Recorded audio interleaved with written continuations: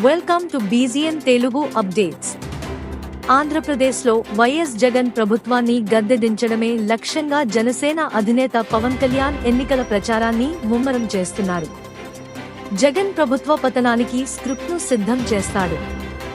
గత కొన్ని నెలలుగా షెడ్లలో ఉన్న వారాహి వాహనాన్ని ఎట్టకేలకు పవన్ కళ్యాణ్ బయటకు తీసుకువచ్చారు. గోదావరి, ఉత్తరాంధ్ర జిల్లాల్లో కొన్ని రౌండ్ల వారాహి పర్యటనల అనంతరం పవన్ కళ్యాణ్ వారాహి వాహనాన్ని పక్కన పెట్టారు. సుదీర్ఘ ఆలస్యం తర్వాత తన ఎన్నికల ప్రచారం కోసం ఈ ఐకానిక్ వార్ రిగ్ లాంటి వాహనాన్ని తిరిగి తీసుకొచ్చే సందర్భాన్ని అతను కనుగొన్నాడు. పిఠాపురంలో ప్రారంభమయ్యే వారాహి యాత్రలో పవన్ తిరిగి రాబోతున్నందున వారాహి వాహనాన్ని తిరిగి లేపారు మరియు ఆటోమొబైల్పై ప్రత్యేక పూజా కార్యక్రమాలు నిర్వహించారు.